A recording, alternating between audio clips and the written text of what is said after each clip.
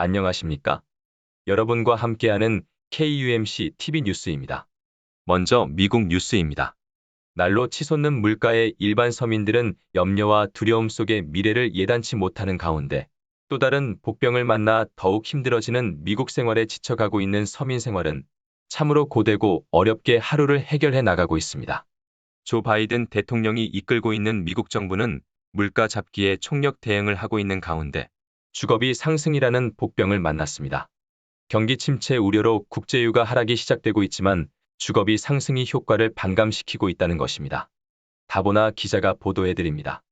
12일 현재 미국 유가의 상황을 살펴보면 미국 자동차협회 AAA의 발표는 미국 주유소 평균 휘발유 가격은 배럴당 4.655달러로 집계됐다고 발표했습니다. 지난달 14일 5.016달러로 정점을 찍은 뒤 한 달 가까이 하락세가 이어지고 있습니다. 이들의 발표에 의하면 경기 침체 우려로 국제유가도 떨어졌다고 보고했습니다. 이날 브렌트유 선물은 4월 이후 처음으로 배럴당 100달러 밑으로 떨어졌고 서부 텍사스 산원유 가격도 95달러 수준까지 하락했습니다. 하지만 치솟는 주거비가 인플레이션 상승을 견인하는 요인으로 떠올랐습니다. 월스트리트 저널은 급등하는 주거비용이 올해 인플레이션을 지속 끌어올리게 돼 있다며 인플레이션 압력이 완화하는 신호를 찾는 연방준비제도의 또 다른 도전이 되고 있다고 지적했습니다. 연준이 통화정책 방향을 결정할 때 선호하는 지표 중 하나인 소비자 물가지수인 CPI와 개인소비 지출인 PCE에서 주거비용이 차지하는 비중은 크다고 봅니다. 에너지와 식품 등 변동성이 큰 항목을 뺀 근원인 CPI에서 주거비용은 30에서 40%를 차지하고 있습니다. 문제는 6에서 9개월 전 임대료가 현재 물가지수에 반영되는 구조에 있습니다. 지난해부터 급등하기 시작한 임대료 수치가 최근 인플레이션 수치에 포함된다는 것입니다.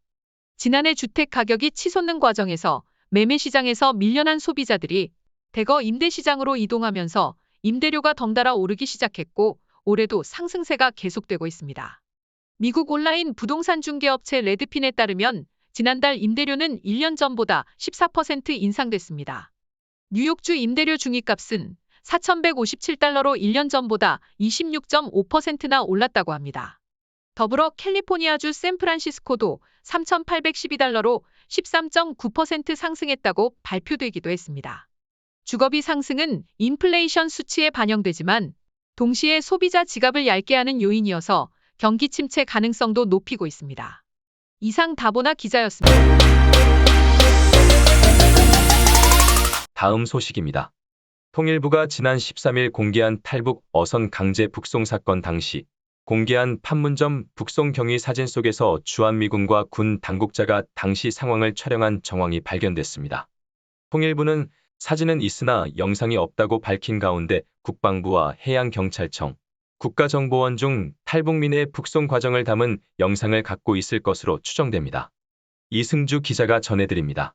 15일 국민의힘 태영호 의원실에 따르면 통일부는 지난 13일 관련 사진을 공개한 뒤 북송 과정을 담은 동영상을 추가로 공개해달라는 태 의원의 질의에 대해 영상을 갖고 있지 않다고 답했다고 전했습니다. 통일부는 앞서 통상 판문점에서 북한 주민을 송환할 때 기록 차원에서 사진을 촬영해왔다며 공개한 사진 10장에는 2019년 11월 7일 판문점에서 당시 우리 측이 북한의 탈북민을 인계하는 과정이 담겼다고 밝혔습니다. 사진 속에서 한 탈북민은 군사분계선 MDL을 넘기 전 바닥에 주저앉으려 하는 것을 당국자들이 강제로 일으켜 세워 끌고 가는 듯한 모습이 사진에 찍혔습니다. 태 의원실은 10장의 사진을 분석해 당시 주한미군 소속 군인과 군 당국자로 추정되는 사람이 우리 측에서 북송 경위를 스마트폰으로 촬영하고 있는 모습을 발견했습니다. 두 사람은 각각 우리 측에서 북한 측을 바라보며 한 손으로 스마트폰을 가슴 쪽에 위치시켜 북송하는 과정을 스마트폰 촬영 중이었습니다. 태 의원실은 사진 분석 후 국정원, 국방부, 통일부, 그리고 경찰특공대, 청와대 국가안보실 등의 당시 북송 과정을 촬영했는지 촬영했다면 관련 영상을 제출할 것을 요청했다고 밝혔습니다. 태 의원은 영상으로 당시 상황을 확인하고도 강제 북송을 부인한 문재인 정부 당국자들은 탈북민의 인권을 짓밟았다라며 꼭 영상이 밝혀져 북송 당시 진실이 명명백백히 밝혀져야 한다고 말했습니다. 이상 이승주가 전해드렸습니다. 다음 소식입니다. 탈북한 북한 어민을 문정권 시절 강제 북송한 사실에 대해 세계 각국에서는 항의성 성명을 발표했습니다. 영국에 본부를 둔 인권단체 국제 엠네스티는 13일 한국 정부가 탈북 어민들을 강제 북송한 사건과 관련해 북한 어민들이 공정한 재판을 받을 권리를 거부당했다고 밝혔습니다. 국제 엠네스티는 이들을 북한으로 돌려보내기로 한 결정은 농르플르망 원칙 위반이라고 말했습니다. 최지윤 기자가 보도합니다. 국제난민협약과 고문방지협약이 규정한 농르플르망 원칙은 고문 등 잔혹하고 비인도적 박해를 받을 위험이 있는 국가로 개인을 추방, 송환 등이 안 된다는 국제법상의 원칙입니다. 1951년 스위스 제네바에서 체결된 난민의 지위에 관한 조약에 포함돼 있으며 강제 송환 금지 원칙으로도 불립니다. 또 조지 W. 부시 전 대통령의 업적을 기념하기 위해 설립된 부시센터도 강제 송환은 국제법 위반이라고 밝혔습니다. 부시센터는 이번 강제 송환은 부도덕하고 비인간적이고 불법이었다며 동시에 살인 또한 용납할 수 없으며 정당하고 적법한 절차 아래 결과에 직면해야 한다고 밝혔습니다. 이어 새로운 증거는 문재인 정부가 어민들이 공정한 재판을 받을 권리를 거부했다는 사실을 보여준다며 기본적인 권리 박탈은 부시센터의 원칙과 공약에 위배된다고 말했습니다. 한편 미국 유엔의 초당적 기구인 톰 렌토스 인권위원회의 크리스 스미스 하원 의원은 12일 귀순을 요구한 어민들이 정당한법 절차 없이 강제 송환됐다며 전임 문재인 정부가 북한과 공모했을 가능성을 언급했습니다. 세계 인권단체들은 문재인 전 대통령을 국제법에 의한 처벌 등을 해야 한다는 의견들도 내비치고 있습니다. 이상 최지용 기자였습니다. 다음 뉴스입니다. 해양수산부 공무원 월북 사건과 탈북한 어민 강제 북송 사건에 전 정권의 편들기 방송이 심한 MBC 보도 행태에 논란이 많습니다. 이러한 보도 행태를 MBC 소수노조인 제3노조가 문재인 정부에서 탈북 어민들을 강제 북송한 사건을 다룬 자사 보도를 두고 MBC 뉴스룸은 부서 명칭에 인권을 넣었을 정도로 인권을 최우선적 가치로 내세웠지만 이 사건에 대해선 한 번도 거론하지 않았고 정파성 때문에 인권마저 선택하고 있다고 비판했습니다. 노조는 특히 MBC는 가치 판단의 기준을 문재인 정권의 유불리에만 맞추고 있다고 비난했습니다. 이승주 기자가 전해드립니다. 제3노조는 13일 성명을 내고 MBC의 탈북어민 강제 북송 보도를 보면 대한민국 헌법과 형법을 무시한 초법적 조치에 대한 문제 제기는커녕 기본적인 인권에 대해서도 고민한 흔적이 없다고 지적했습니다. 이들은 MBC의 12일 보도는 어이없게도 초점을 귀순인가 도주인가에 맞췄다. 리포트는 어민들이 극악무도한 살인을 저지르고 도망치다 잡혔다면서 이들의 범행 과정까지 구체적으로 자세히 설명했다. 또 국내법으로 처벌하기 힘든 상황이었다고 충실하게 해명해줬다고 부연했습니다. 이와 함께 제3노조는 북으로 돌아갈 의지가 없었는데 강제로 송환됐다는 사실을 명백히 보여주는 충격적인 장면이 공개됐는데도 이 같은 사실을 감추고 당시 김현철 통일부 장관은 이들은 죽어도 북으로 돌아가겠다고 했다라고 거짓말을 했다며 이들은 쓴 자필 귀순 의향서도 있다고 한다. 또 무슨 근거로 헌법상 우리 국민으로 인정받는 탈북민을 강제 추방했는지 등 따져볼 일이 한두 가지가 아니다라고 강조했습니다.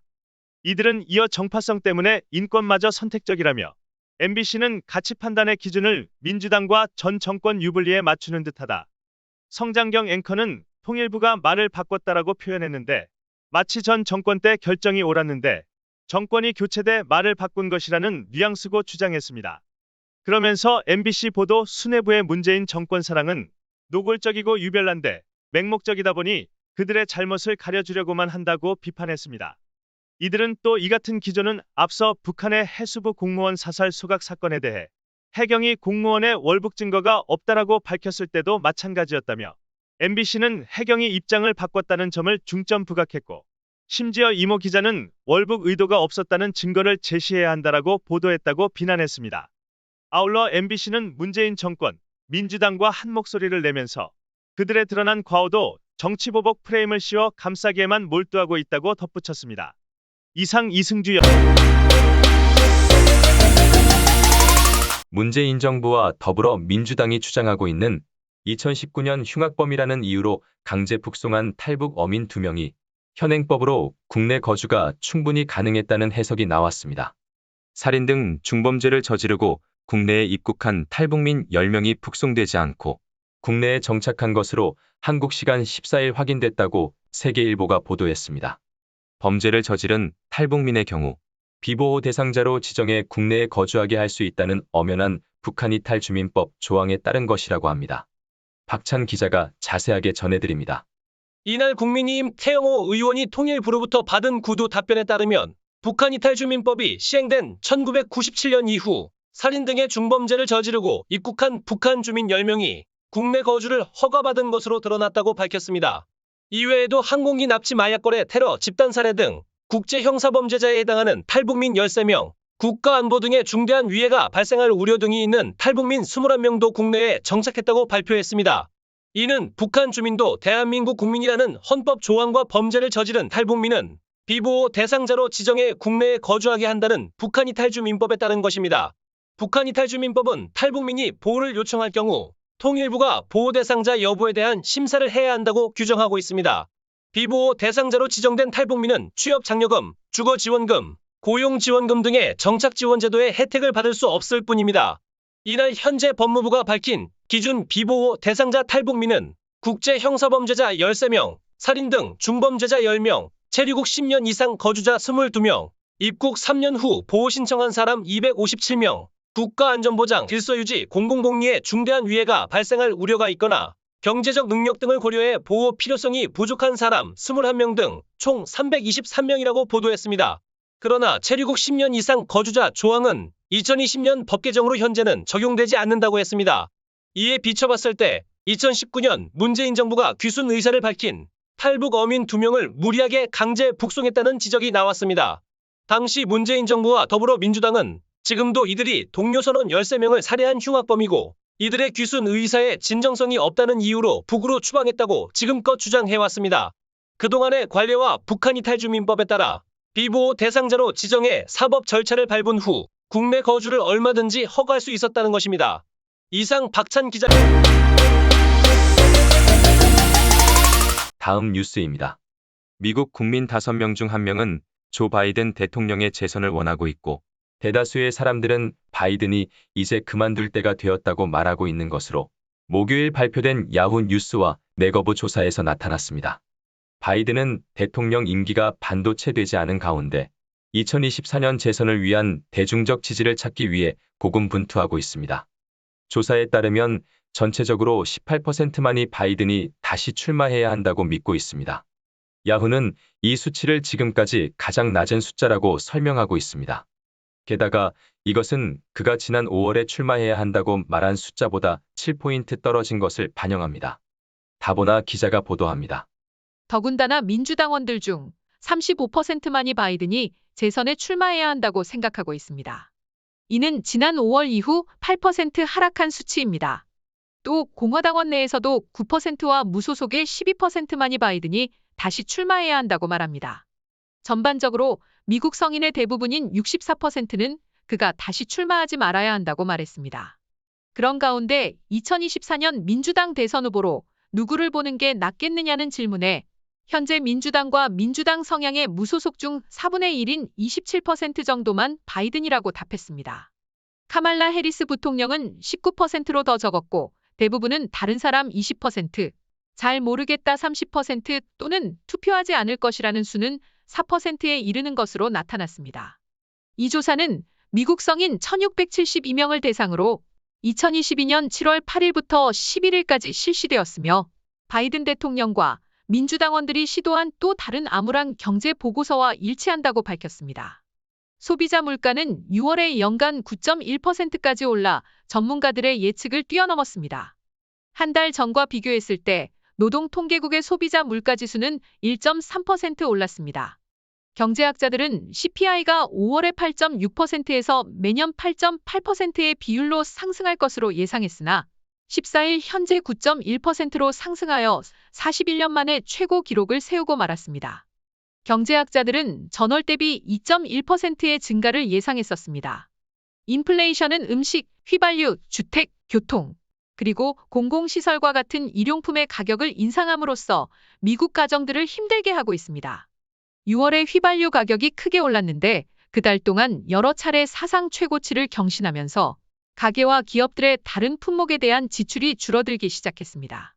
바이든 대통령은 그 수치가 수용할 수 없을 정도로 높다고 묘사했지만 그는 그것이 오래된 수치라고 주장했습니다.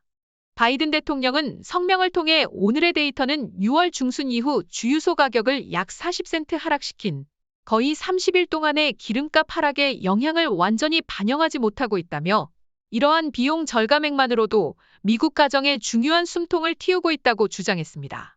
그러나 보고서에 따르면 휘발유 가격은 59.9% 올랐고 전반적인 에너지 지수는 지난해 동안 41.6% 올랐다고 보고하였으며 이 수치는 바이든 대통령의 주장과 엇갈리고 있습니다.